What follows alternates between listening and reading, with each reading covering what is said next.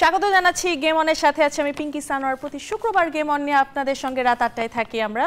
আজকে আমরা আলোচনা করব নেদারল্যান্ড সিরিজ ও এশিয়া কাপ নিয়ে। এই বিষয়ে আমার সঙ্গে আলোচনার জন্য আছেন একজন অতিথি, স্টুডিওতে আছেন আমাদের সঙ্গে সাবেক জাতীয় ক্রিকেটার ইশতিয়াক আহমেদ। ভাই আপনাকে স্বাগত আমাদের শোতে। কেমন আছেন ভাই? লং টাইম, অনেক দিন পর আসলে। কেমন যাচ্ছে ভাই? ব্যস্ততা কেমন যাচ্ছে?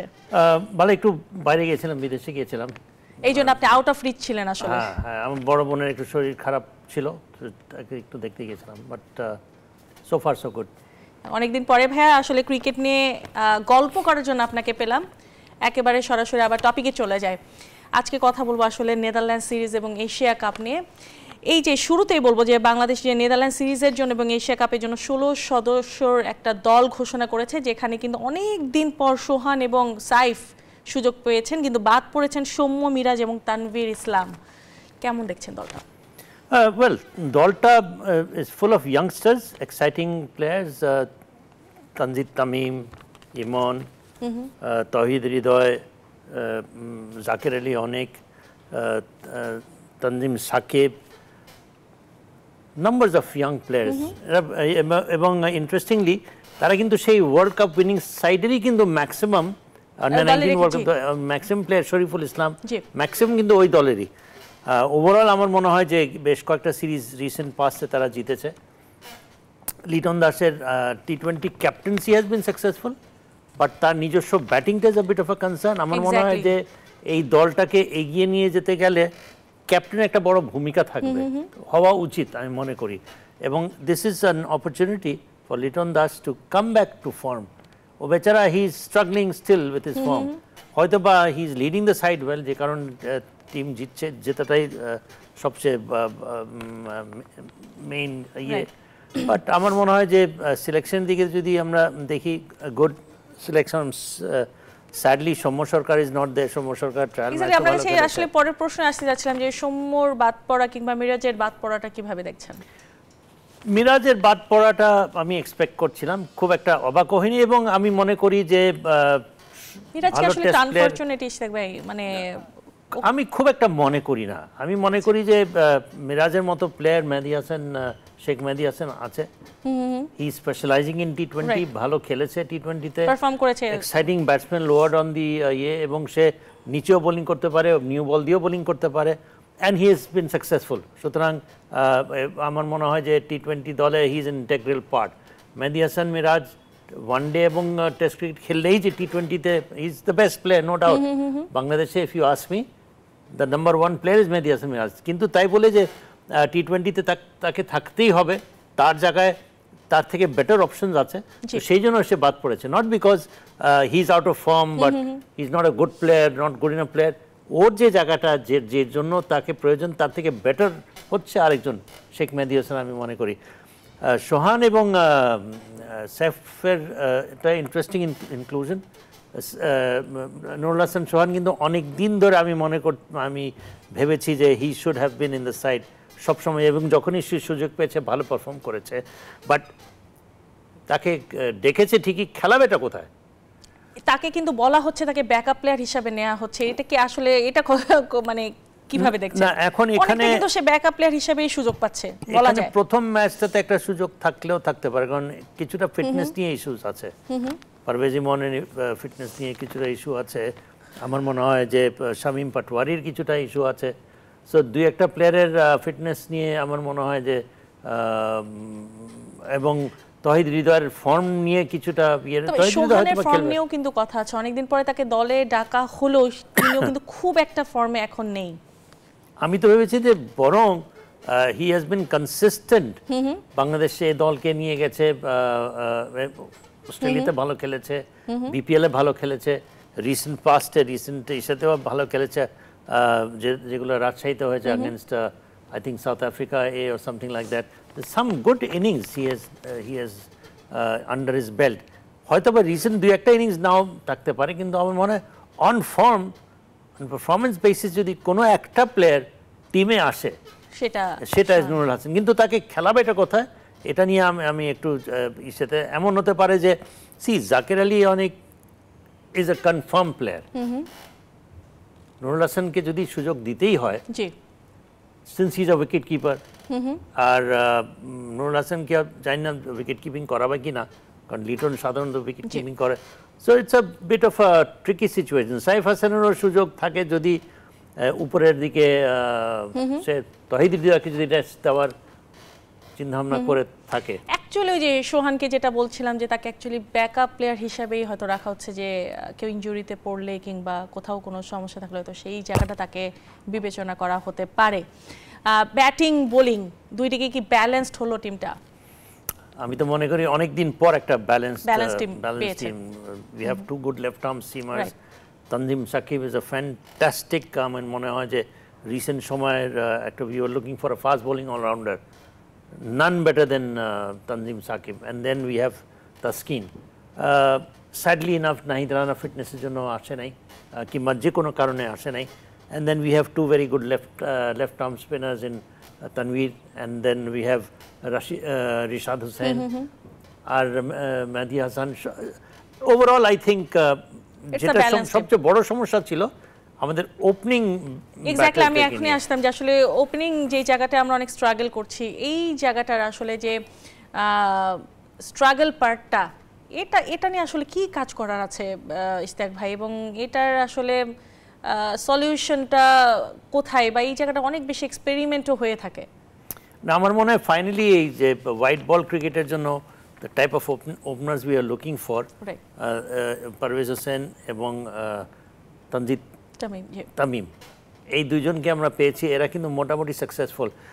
দুইজন একসাথে হয়তো বা ক্লিক করে নাই, ভালো স্টার্ট দিয়েছে, একজন হয়তো বা ক্যারি করেছে, একজন হয়তো বা কোনো একদিন একজন করেছে, আরেকজন একটা বড় পার্টনারশিপ এখনো বড় পার্টনারশিপ আমরা এখন পর্যন্ত খুব একটা দেখতে পারিনি। বাট ধারাবাহিকভাবে তারা কিন্তু একটা ভালো, যেটা আমরা অনেক বছর ধরে উই ওয়ার মিসিং। তামিম ইকবালই একমাত্র ছিল যে কিনা he is a class apart, ওর কথা না বললেই নয়, না বললেও চলে। বাট ওর বাদে we are looking for one player অন্তত যে কিনা উইল বি কনসিস্টেন্টলি পারফর্মিং। এরা দুজনেই কিন্তু কনসিস্টেন্টলি তাদের প্রেজেন্সটা আমরা ফিল করছি। দুজন একসাথে যদি ক্লিক করে, god nose what's going to happen to the opposing bowlers. এরা ডেঞ্জারাস, দে আর লিটারালি ডেঞ্জারাস। এই টিমটা নিয়ে আসলে আমাদের যে এখন প্রধান নির্বাচক লিপু ভাই কিংবা সাবেক যে নির্বাচক নান্নু ভাই, তারা দুজনে কিন্তু আশাবাদী। তারা মনে করেন যে আসলে এশিয়া কাপ জেতার মতো একটা টিম, এইটা নিয়ে একটা হাতে প্রতিবেদন আছে, একটু দেখে আসতে চাই।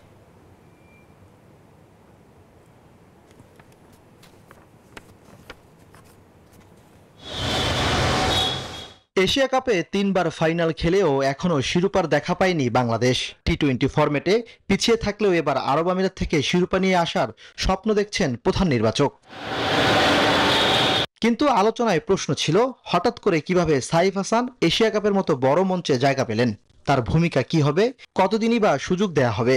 সোহানকে নিয়েও উঠেছে আলোচনা, দিলেন সবকিছুর ব্যাখ্যা। নাম্বার 4, 3 অথবা যদি ওপরে নতুন বলে 1-2 জায়গায় আমার কোনো প্লেয়ার লাগে, তো সেই আলোকে সাইফ হাসানকে আমরা দিকে চোখ ছিল এবং এবার তাকে অন্তর্ভুক্ত করা হয়েছে। আমরা মনে করি যে আমাদের একটা খুব ভালো চয়েস সেখানে, যেমন জাকির আলীর একটা আঘাত পেয়েছিল শ্রীলঙ্কা সিরিজে, সো দ্যাট সেই ব্যাকআপের ক্ষেত্রে আমরা এই মুহূর্তেই তাকে সেরা মনে করছি। সৌম্য সরকার আর মেহেদী মিরাজকে বাদ দেওয়ার ক্ষেত্রে এই নির্বাচকের বার্তা ছিল পরিষ্কার, স্কিল আর ধারাবাহিকতায় উন্নতি না করলে টি-20 দলে তাদের জায়গা দেখেন না তিনি। মিরাজের ক্ষেত্রে আমরা বলবো যে আমাদের টিম কম্বিনেশনে আসলে Sheikh Mahedi is there in 11, so that আমাদের যদি এটা 17 মেম্বার হতো, Mehedi Miraz could be there. তিনি আমাদের গ্রেটার ক্যানভাসে আছেন, তার অভিজ্ঞতাটাকে আমরা ফেলে দিতে পারি না। তার সক্ষমতা যেটা আছে তাকে আরেকটু খরুদার করতে হবে, and he knows how he should come back. I mean টিমের কোচ এবং সবাই আছেন তাকে সহযোগিতা করার জন্য। অধরা ট্রফি কি মিলবে বাংলাদেশের, সেই প্রশ্ন হাজারো ক্রিকেট প্রেমীদের। ইমরান হোসেন, নিউজ 24, ঢাকা।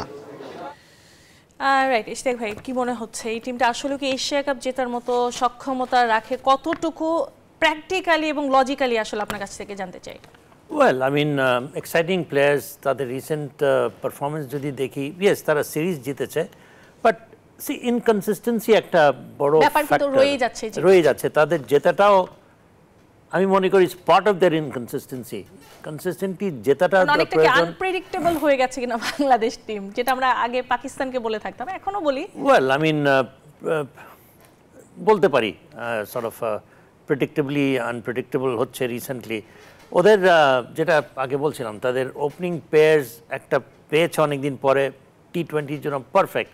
আমার মনে হয় অলরেডি ইন্টারন্যাশনাল ক্রিকেটে over the year highest number of sixes তারা খেলেছে। এক সময় তো আমাদের ইয়ে ছিল যে আমরা নাকি বড় ছয় মারতে পারি না, but the way Tanzid Tamim and Parvez Hossain, Emon and Zakir Ali অনেক যেভাবে ছক্কা মারে, ইউনো, সো ওই সেন্সে I think we have some good players for টি-20। এখন টিম হিসাবে খেলাটা দরকার। আমি মনে করি লিটন দাসের ফর্মে আসাটা খুব প্রয়োজন, because captain needs to lead from the front, captain has to perform so that he can motivate, এবং মোটিভেশন ইজ যেটা কিনা I think 80% of a team success. সুতরাং যদি ক্যাপ্টেনটা মোটিভেটেড হয়, and is a class player, আমাদেরকে খালি wait করতে হবে কোন দিনে এই আমাদের ক্যাপ্টেনটা starts to score runs, because it will make a big difference. অন্যান্য প্লেয়াররা কিন্তু কিছুটা তহিদ হৃদয় can be a little bit of a concern, কিন্তু ও আবার একটা ম্যাচিওরড প্লেয়ার হিসাবে পরিণত হয়েছে।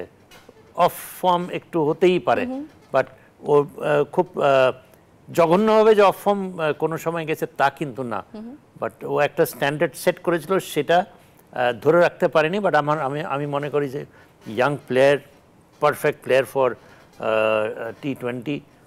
Batting side looks good. Saif Hasan যেটা আমার মনে হয় যে কারণে তাকে সিলেক্ট করা হয়েছে, is a type of player, he deserves to be in the side. First of all আমি মনে করি যে দলটা বাছাই করা হয়েছে the best possible, you know, how they perform, how they going, আসলে একটু ভরসা রাখাই যায়, আমি মনে করি রাখাই যায়। এবং সাইফ হাসানের ইয়েটা হচ্ছে যে অস্ট্রেলিয়াতে ভালো খেলেছে, হি ক্যান ওপেন। অস্ট্রেলিয়াতে কিন্তু এই দলের হয়ে কিন্তু সোহান খুব একটা সুবিধা করতে পারে নাই এইবারে হয়তো বা পারে নাই, বাট সোহান ইনক্লুশনটা হি ডিজার্ভস ইট। এবং ইম্প্যাক্ট প্লেয়ার, ইন্টারন্যাশনাল এই ধরনের বড় অকেশনে আমরা আশা করতে পারি ওর কাছ থেকে। হি একটা সময় কিন্তু ভুলে গেলে হবে না, হি লেড দ্য সাইড, হ্যাঁ, এবং সেটা ছিল তার ইম্প্যাক্ট প্লেয়ার। আমরা মধ্যে প্রায় এই ওয়ার্ডটা ইউজ করতাম, ইদানিংকালে খুব একটা ইউজ করা হয়নি। Impact player, he was an impact player, এবং I think that his selection is also good. Backup player হলেও যদি সুযোগ আসে, আমি মনে করি যে একটা ভালো প্লেয়ার কে নেওয়া হয়েছে ফর ব্যাকআপ প্লেয়ার। একটু যদি আসি যায়, আগামীকাল থেকেই আসলে শুরু হচ্ছে নেদারল্যান্ডস এবং বাংলাদেশের সিরিজ। কি মনে হচ্ছে নেদারল্যান্ডস কিন্তু মানে আমরা যদি খাতা কলমে বলি আমরা এগিয়ে ঠিকই আছি, কিন্তু এই নেদারল্যান্ডসের কাছে কিন্তু বিশ্বকাপে হেরেছিল বাংলাদেশ, এবং এই নেদারল্যান্ডস দল সাউথ আফ্রিকাকে একাধিকবার কিন্তু হারিয়েছেন ইন ওয়ার্ল্ড কাপ ইভেন্টস। বড় দলদেরকে হারাবার তাদের একটা ইয়ে রয়েছে। Fantastic, is a very fighting side, young player, senior player মিলিয়ে কিছু এক্সপিরিয়েন্স প্লেয়ার্সও আছে, গুড অলরাউন্ডার্সও আছে, এবং তাদের Scott Edwards, he is a very matured match winning captain. সুতরাং এই দলটাকে আমার মনে হয় যে বাংলাদেশ যদি নেদারল্যান্ডসকে as if they are playing Australia, England and South Africa, ওই ভেবে যদি তারা মাঠে নামে,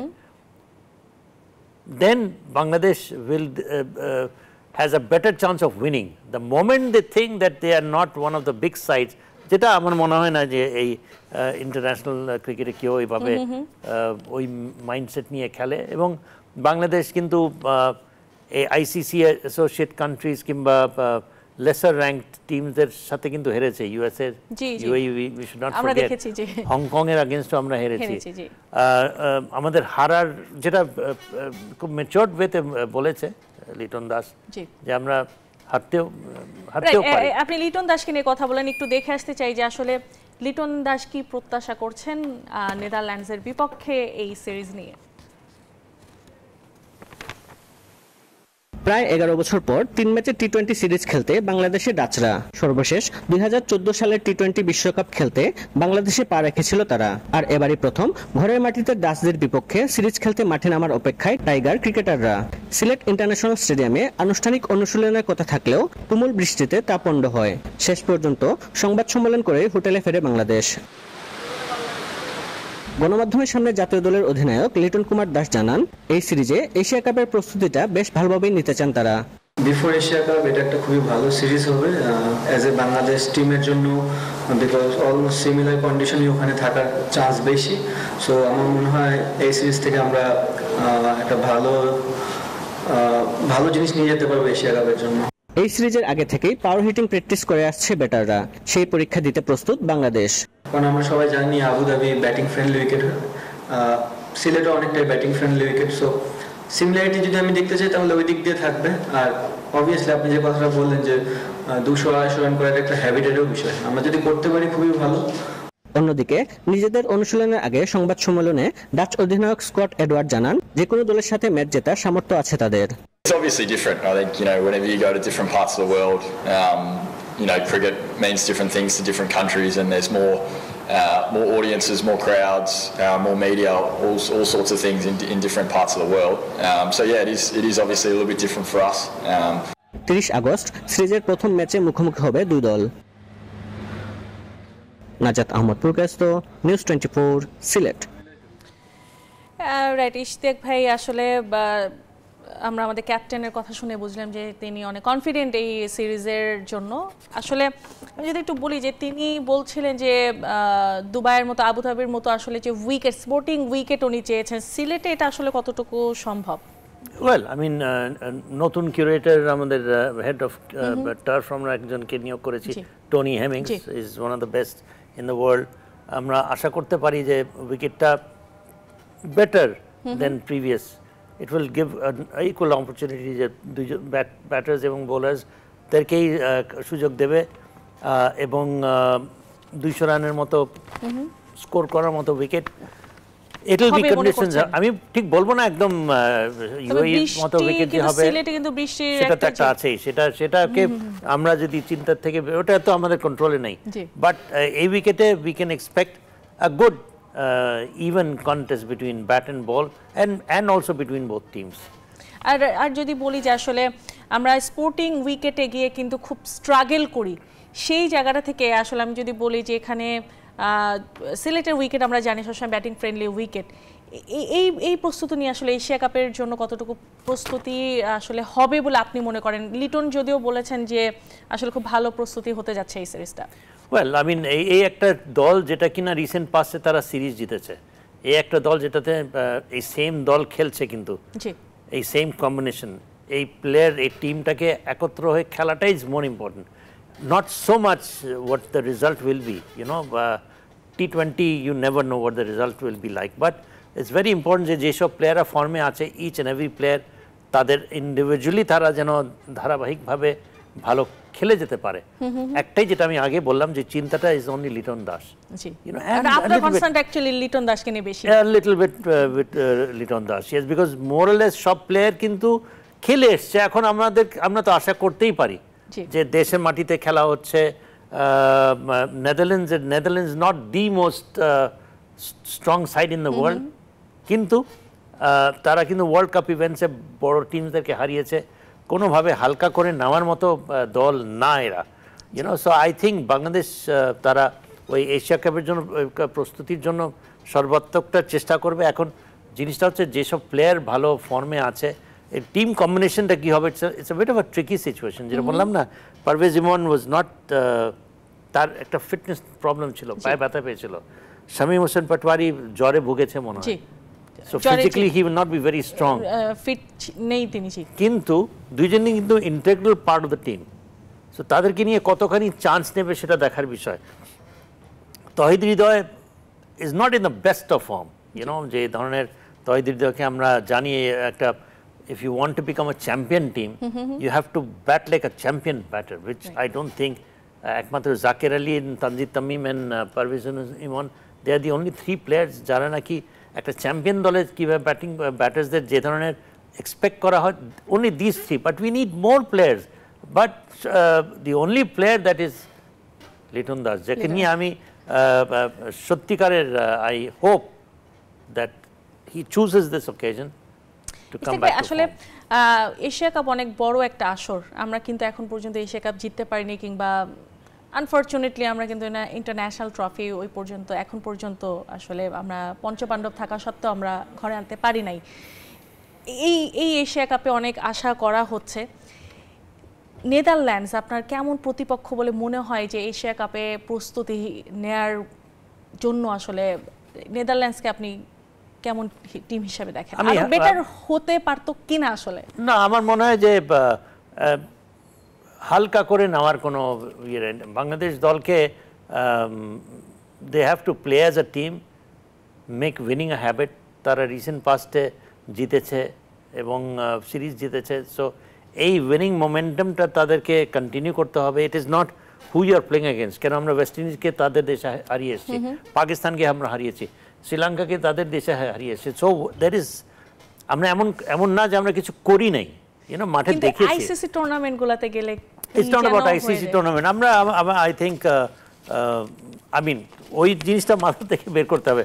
আমরা এশিয়া কাপে কিন্তু একাধিকবার কিন্তু ফাইনালের মহত্ত্ব গেছি, তীরে গিয়ে আমাদের তরি কিন্তু ডুবেছে। হয়েছে, তো আমরা ওই প্রেসারটা যে আমরা নিতে পারি নাই। আই থিঙ্ক, আই মিন অনেকে হয়তো পাগল মনে করবে যে আমি এশিয়া কাপে যদি আমি চ্যাম্পিয়ন না হই কিচ্ছু আসে যায় না। আই এক্সপেক্ট দিস টিম প্রত্যেকটা ম্যাচ যেন match by match and they play as a champion team. Okay, আমরা জিতলাম না, আমরা চ্যাম্পিয়ন হলাম না, but we should each and every match we should play as a team, play as a champion team.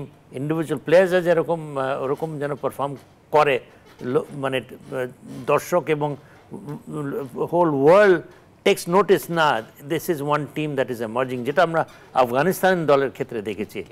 আমরা whole world text notice যে this is এই একটা দল মাঠে নামছে, দল হিসেবে খেলে এবং একদম যে কোনো দল যখনই খেলে তাদের এগেইনস্টে তারা সতর্ক থাকে, রেসপেক্ট করে। আমি এক্সপেক্ট করব বাংলাদেশ যেন এই দলটা প্লেয়ার কয়েকটা এরকম কিন্তু তুখার প্লেয়ার আমরা পেয়েছি। এই জায়গাটা কিন্তু সবসময় একটু মানে সমস্যা মনে হয় যখন বাংলাদেশ টিম খেলতে নামে। আমরা দেখি যে ম্যাচগুলোতে আমরা হেরে যাই, খুব মানে বাজেভাবে হারি। এই কারণে বলছি যে থাকে না যে একটা লড়াই করে তারপরে হয়তো আমরা জিততে পারি নাই, বাট আমরা চেষ্টা করেছি। ওই চেষ্টাটার একটু কমতি কিন্তু সবসময় চোখে পড়ে, বডি ল্যাঙ্গুয়েজের দিক থেকে সব দিক থেকে মনে হয় যে কেমন যেন একটু গা ছাড়া ভাব। দল হিসাবে ওইটাই মানে আমরা প্রায় দেখি যে দিস ইনকনসিস্টেন্সি। কেন আমরা ভালো হতো তাদেরকে খেলতে দেখেছি, বড় টিমসগুলোকে বেশ কয়েকবার আমরা হারাতে দেখেছি। এমন কোনো দল নাই যে বাংলাদেশ দল হারায়নি, কনভিনসিংলি হারায়নি। কিছু না ভোলার মতো ইনিংস আমরা দেখেছি বাংলাদেশি প্লেয়ারদের। মাহমুদুল রিয়াদের যে সাউথ আফ্রিকার এগেইনস্টে যে সেঞ্চুরি এখনো চোখে ভাসে, কি ধরনের সেঞ্চুরি সে মেরেছে। অনেক কটা এরকম ইনিংস আছে যারা, তো আমাদের প্লেয়ারদের মধ্যে সেই অ্যাবিলিটিসটা আছে। অ্যাজ এ টিম আমার মনে হয় যে কনসিস্টেন্টলি আমরা সেটা দেখাতে পারিনি। লেটস হোপ, আশা করতে তো কোনো অসুবিধা নেই। আমি বলছি না আশা নিয়ে সবসময় কিন্তু টিভি সেটের সামনে আমি খুব সহজে বলে দেব না যে এই দল আমরা এশিয়া কাপ জিতে যাবো, আমি এই ভুলটা করব না, এটা আমি বলবো না কোনো সময়। জিতলে ভালো, বাট আমি ব্যক্তিগতভাবে মনে করি যে জেতাটা, if you are Asia cup champion or ফাইনালে গেলাম এন্ড দেন কোনো খবর নাই, আমরা এভাবে থাকবো যে জিতলে ভালো, না জিতলে সমস্যা নাই। আমরা আমাদেরকে ওয়েট করতে হবে টিল সাচ টাইম যে regularly Bangladesh team is performing well. Well, I mean, we waited 20 years, let us wait 20 years more. এখন things are, more or less in place. Young players are কিছু করে বের হচ্ছে। সময় তাদেরকে দিতে হবে, I agree, but আমার কাছে মনে হয় যে সময়টা সম্ভবত আমরা একটু বেশি নিয়ে নিচ্ছি। সেটা তো নিঃসন্দেহে নিয়েছি, বিকজ আমার মনে হয় যে সেটা পলিসি মেকার্স এবং যারা পলিসি এক্সিকিউটার্স যারা আছে, অ্যাডমিনিস্ট্রেটরস যারা আছে, they have never, এখন ফর দ্য ফার্স্ট টাইম আমরা দেখতে পাচ্ছি যে ক্রিকেট ফোকাসড কর্মকাণ্ড হচ্ছে, আমরা দেখতে পাচ্ছি। এগুলো নিয়ে কিন্তু অবশ্যই ইস্তাক ভাই আপনার সঙ্গে কথা বলবো আমরা। তার আগে একটু জানতে চাই যে ছোট্ট করে কিছুদিন আগে ফিটনেস পরীক্ষা দিলেন আমাদের ক্রিকেটাররা, তাদের বেশ কয়েকজনকে কিন্তু দেখা গেছে ফিটনেসের মানে ভীষণ ঘাটতি, সেটা নিয়ে কাজ করছে ফিটনেস ট্রেনার। এই জায়গাটা আসলে আপনি কি বলবেন? ফিটনেস তাসকিনের মতো প্লেয়ারকে কিন্তু স্ট্রাগল করতে দেখা গেছে। হ্যাঁ, ফিটনেস ইজ দি ওয়ান ইয়ার্ডস্টিক। আমরা যদি 100% যে লেভেলের ফিটনেস দরকার সেই লেভেলটা যদি আমরা অ্যাচিভ না করতে পারি, আমার মনে হয় কনসিস্টেন্টলি ভালো পারফর্ম করাটা will not be possible। আমরা কিন্তু সেই তাসকিনকে দেখেছিলাম যে সে ইনজুরিতে পড়ার পরে সে কতটা মানে কষ্ট করে সে আবার টিমে নিজের জায়গা করে নেয়, সেই তাসকিনকে আমরা আবার দেখছি যে তিনি ফিটনেস নিয়ে স্ট্রাগল করেছেন। ওর একটু ফিটনেস নিয়ে অন অ্যান্ড অফ ইস্যুস থাকেই। এখন যারা ইয়াংস্টার যারা আছে তারা যেন সেটা তানজিন সাকিব যেরকম সে মোটামুটি ফিটনেস ভালো দেখেছে, নাহিদ রানা ভালো দেখেছে, মুস্তাফিজ একটু স্ট্রাগল করেছে। আমার মনে হয় কিছু কিছু প্লেয়ার তারা যে লেভেলে রিচ করার সেই লেভেল তারা রিচ করেছে। সো ফিটনেসটা এখানে কোনো কম্প্রোমাইজ হওয়া উচিত না আমি মনে করি। হ্যাঁ, ফিটনেস ট্রেনারও কিন্তু বলেছেন যে আসলে এখন তার মেইন ফোকাস হচ্ছে প্লেয়ারদের ফিটনেস ফিরিয়ে আনা এবং তিনি এটা নিয়েই আগে কাজ করতে চান। আমার মনে হয় যে আরও বেশি একাডেমিজ লাগবে, আরও বেশি ট্রেনার্স লাগবে। জাস্ট কেবলমাত্র জাতীয় দল যখন বিদেশে যায়, যখন ট্রেনার্স আসে, যখন একটু আমরা টিভিতে দেখি যেগুলো নিউজ টিউজ হয়, তাছাড়া আমরা কিন্তু ওভারঅল আমাদের আন্ডার এজ লেভেলের ট্রেনিং প্রোগ্রামসগুলো কীরকম, ফিটনেস প্রোগ্রামসগুলো কীরকম, ফিটনেস টেকনিক্সগুলো কীরকম, আমরা কিন্তু সেটা জানি না। তো সেদিকেও আমাদের মনে হয় লক্ষ্য রাখা উচিত হবে। আন্ডার এজ লেভেল থেকে তাদেরকে ভালো ডায়েট, ভালো নিউট্রিশন, ভালো সব কিছু যদি আমরা সেই মানের যদি আমরা করতে পারি, তাহলে আমরা জাস্ট কেবলমাত্র 2-3টা সেশন সেই স্টেডিয়ামে, ন্যাশনাল স্টেডিয়ামে গিয়ে ওই ইসেতে দৌড়িয়ে আমরা যে অ্যাচিভ করে ফেলবো তা কিন্তু না। There has to be a system. নিশ্চয়ই একটা বিরতির সময় হয়ে গেছে ইশতাক ভাই, আমরা বিরতি থেকে ফিরে আরো কথা বলবো। দর্শক যাচ্ছি ছোট্ট একটা বিরতিতে, কোথাও যাবেন না, will be right back. Alright, বিরতির পর আবারও স্বাগত জানাচ্ছি এই গেম অনেক কথা বলছি। ইশতিয়াক আহমেদের সঙ্গে কথা বলছি এশিয়া কাপ, এবং আসলে কাল থেকে শুরু হচ্ছে নেদারল্যান্ডসের বিপক্ষে বাংলাদেশের 3 ম্যাচের টি20 সিরিজ, এটা নিয়ে কথা বলছিলাম। হ্যাঁ, বিরতিতে যাওয়ার আগে আসলে আমরা অনেক কিছু নিয়ে কথা বলেছি। আমার হাতে একটা প্রতিবেদন আছে যেখানে আসলে পাইলট খালেদ মাসুদ পাইলট কিন্তু বলেছেন যে আসলে আপনার কথাটাই কোনোভাবে হালকাভাবে নেওয়ার কিন্তু নেদারল্যান্ডসকে সুযোগ নেই। সেই প্রতিবেদনটা দেখে আবার আলোচনায় ফিরতে চাই। সিলেট মানেই বৃষ্টির গল্প, কখনো ঝিরিঝিরি, কখনো মুষলধারে। আবহাওয়ার এই খামখেয়ালি হতে পারে টাইগারদের পথে সবচেয়ে বড় বাধা।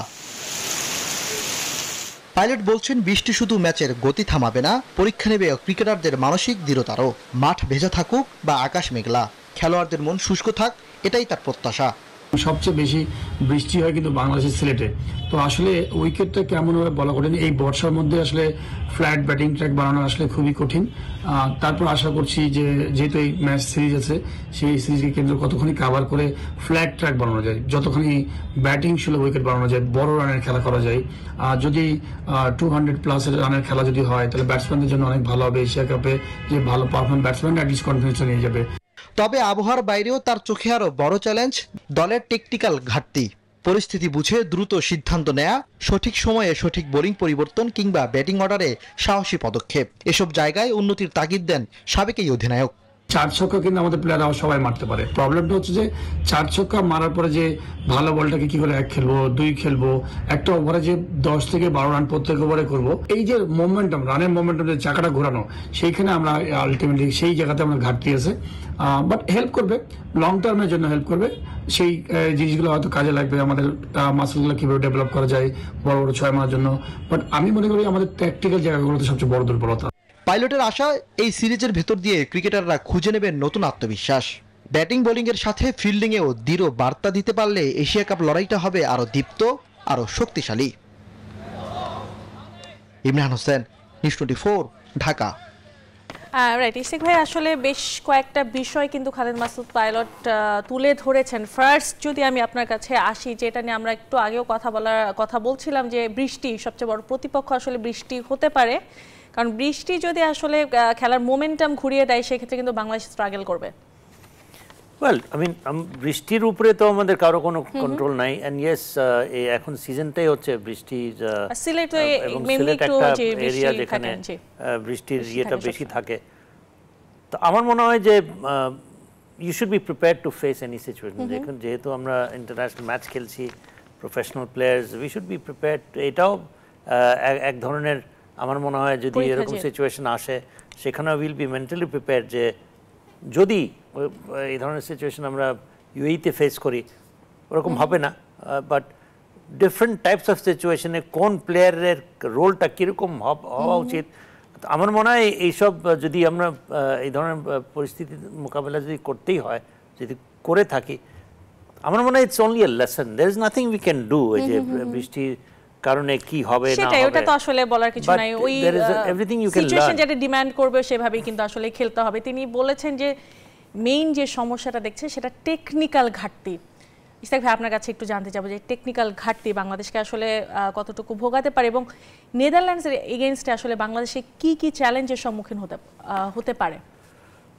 টেকনিক্যাল ঘাটতি যতটুকু আমি বুঝেছি যে সেটা হচ্ছে যে কনভার্টিং রোটেটিং দ্য স্ট্রাইক, কেবলমাত্র 4-6-এর উপরে নির্ভর করলে হবে না, আমাদেরকে সফট হ্যান্ডে খেলে 1-কে 2, 2-কে 3 কনভার্ট করা যে ব্যাপার, উইকেটগুলো হাতে দিয়ে আসি, হ্যাঁ 10-12 রান গড়ের করা যে ব্যাপারটা, সেটাতে দৌড়ানোটাও খুব প্রয়োজন। 60 বা 70 করলে সেটাকে 100-এ কনভার্ট করা, সেটাই। তো স্ট্রাইক রেট মেনটেন করা, স্ট্রাইক রোটেট করা, যেটা আমরা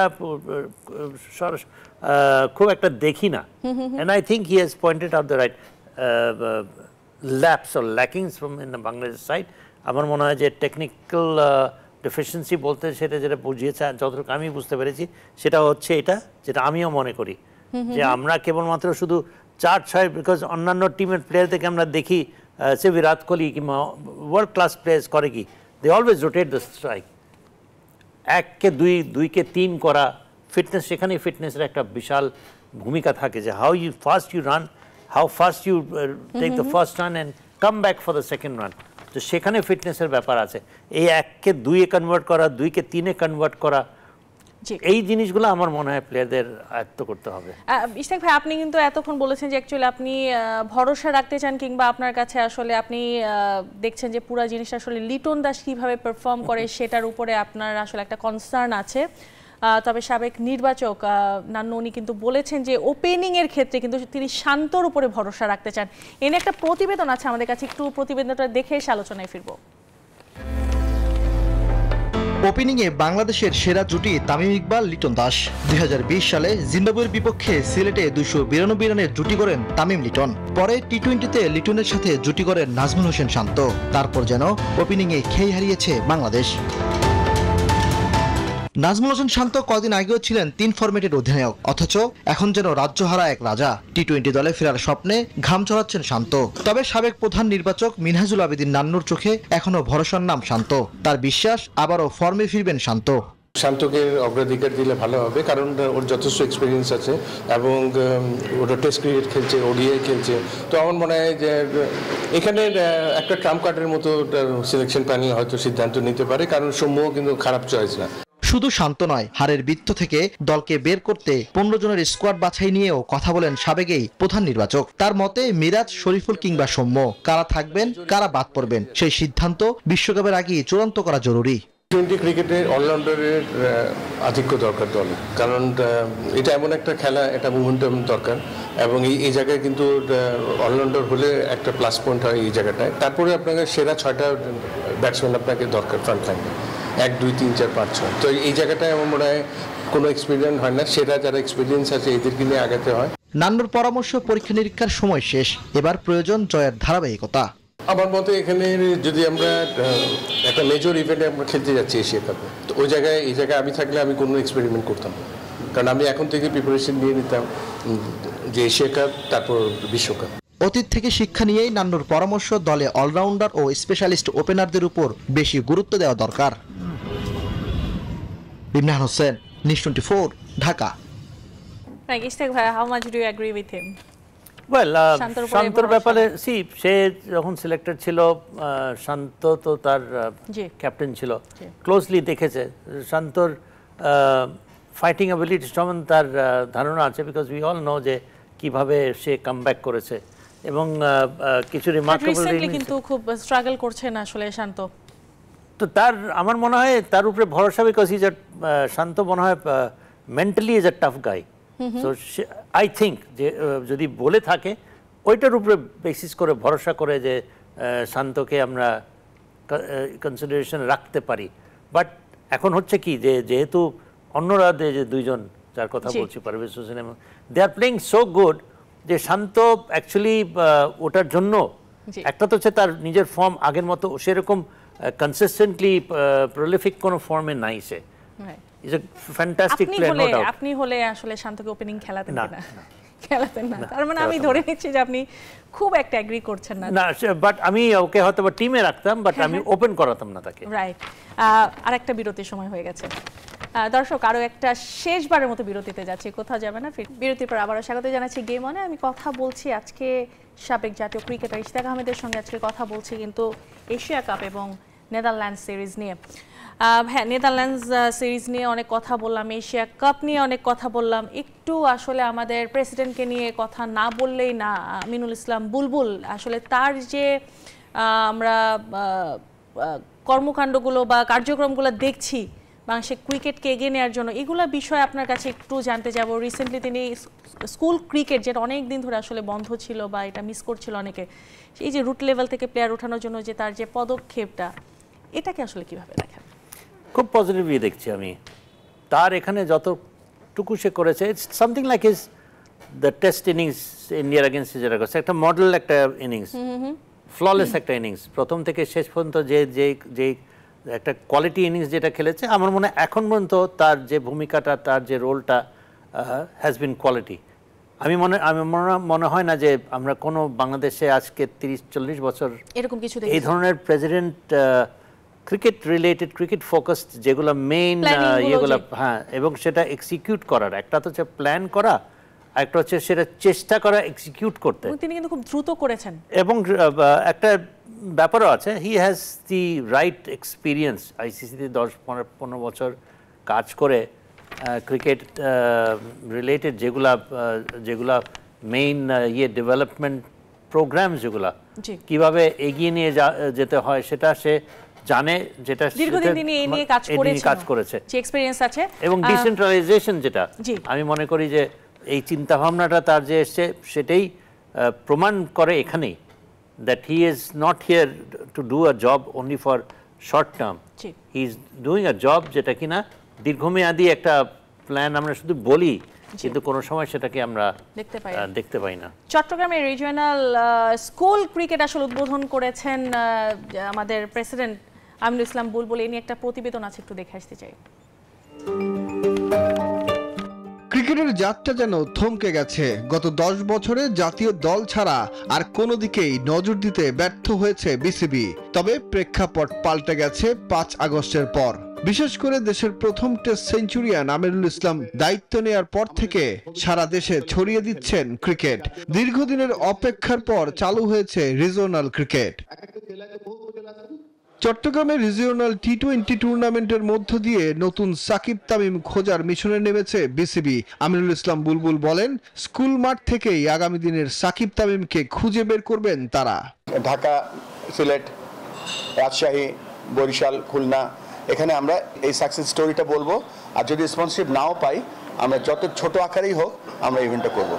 আইসিসিতে দীর্ঘদিনের কাজের অভিজ্ঞতা এখন দেশের ক্রিকেটে ছড়িয়ে দিচ্ছেন আমিনুল ইসলাম বুলবুল। তার সাথে কাজ করছেন আকরাম খান, নাজমুল আবেদিন ফাহিম সহ আরো অনেকে। ইন্ডিভিজুয়াল ইজ নট ইম্পর্টেন্ট, আমাদের ক্রিকেট ইজ ইম্পর্টেন্ট।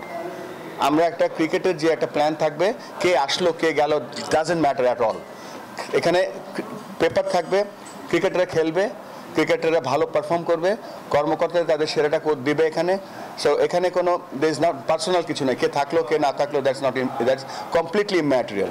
আগামী দিনের তারকা তৈরি করতে হলে দেশের আনাচে কানাচে ক্রিকেট ছড়িয়ে দেওয়ার প্রত্যাশা বিসিবির প্রেসিডেন্টের।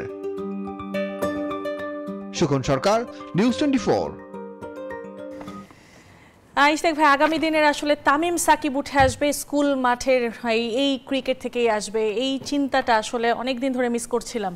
ফাইনালি উনি বললেন, আপনার কাছ থেকে জানতে চাইবো। না, অ্যাবসলিউটলি আমার মনে হয় যে ফার্স্টের ক্রিকেটের প্রসারটা ঘটানোর তার চেষ্টা, যে জন্য বিভিন্ন স্টেডিয়ামসগুলোর উপরে ফোকাস করছে, ইন্টারন্যাশনাল ভেন্যুগুলো সে নিজে পার্সোনালি ভিজিট করেছে। এবং ইন্ট্রোডিউস করার চেষ্টা করছে ডোমেস্টিক ক্রিকেট। তো সেই জন্য একটা স্কেলেটন অ্যাডমিনিস্ট্রেশন দাঁড় করাবার, কিছু কিছু রিজনসে কিছু কিছু আমার মনে হয় ডিভিশনসে একটা বিসিবির মতো স্কেলেটন একটা অ্যাডমিনিস্ট্রেশন বসিয়ে দিয়ে সেখানে ক্রিকেটটা শুরু করা।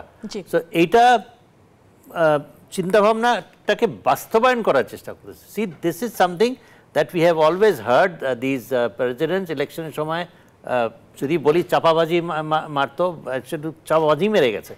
This guy what he is doing it, he is saying it and he is doing it.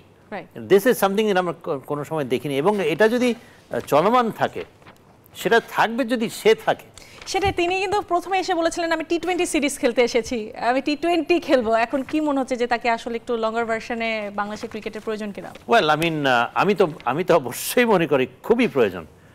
এখন সিস্টেম অনুসারে সে যদি আসে, কনস্টিটিউশন অনুসারে যদি আসে, আবার আরেকটা জিনিস দেখার বিষয় হচ্ছে যেটা পরবর্তীতে একটা পলিটিক্যাল একটা ইনফ্লুয়েন্স আসবে, সে না হয়ে গেল, বাট তারপরে তাকে আসলে কাজ করার স্বাধীনতা কতটুকু থাকবে, কতখানি সে তাকে যদি দিয়ে দেওয়া হয় পুরোটা, I am confident he will take cricket far, you know, because he has the mindset.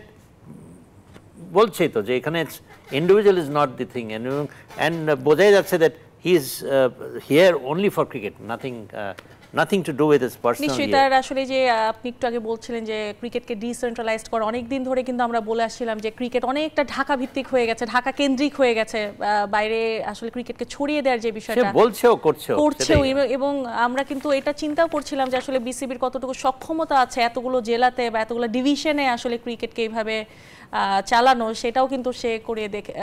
হ্যাঁ, অনেকে তো এখানে দেখবেন, আই মিন উইথ কারো বিরুদ্ধে কিংবা কোনো কাউকে খাটো করে বলার জন্য না, অনেকেই তো ন্যাশনাল ক্যাপ্টেন তো অ্যাডমিনিস্ট্রেশনে এসছে। এই ধরনের কাউকে উদ্যোগ, আমি এই উদ্যোগ জিনিসটাকে খুব প্রাধান্য দিচ্ছি এখানে। এই উদ্যোগ কাউকে করতে দেখেছি আমরা, উদ্যোগ কাউকে নিতে দেখিনি আমরা। আসলে তার অনেক দিনের এই কাজ করার এক্সপেরিয়েন্সটাই কিন্তু এখন কাজে লাগছে। And we must respect that. If unless and until we know how to respect, আমার মনে হয় এগোবো না। ইশতিয়াক ভাই, একদম শেষ পর্যায়ে চলে এসেছে, একদম ছোট্ট করে জানতে চাবো, এই যে নেদারল্যান্ডস এবং বাংলাদেশ সিরিজ কালকে থেকে শুরু হচ্ছে, আপনার প্রত্যাশা কি? বাংলাদেশ কি আসলে হোয়াইট ওয়াশ করতে পারবে নাকি আপনি কি প্রত্যাশা করেন? একদম ছোট্ট করে জানতে চাবো। হোয়াইট ওয়াশ তো করা উচিত, দেশের মাটিতে খেলছি, আমরা উইনিং মোমেন্টামে আছি, some players are playing fantastic cricket, fantastic side, আশা করাটা ঠিক, বাট আমরা বাংলাদেশকে কোনোদিন এটা করতে দেখিনি। আমি আশা করব, আমি অবাক হব না যে তারা সিরিজটা, নিশ্চয়ই আমরা আশা করব, দেখা যাক আসলে কি হয়। ইশতিয়াক ভাই, অনেক অনেক ধন্যবাদ আমাদের কাছে সময় দেওয়ার জন্য। Thank you very much. দর্শক, আজকে এখানে শেষ করছি গেম অন। আগামী শুক্রবার আবারও ফিরে আসবো গেম অন নিয়ে। সবাই ভালো থাকবেন, সুস্থ থাকবেন।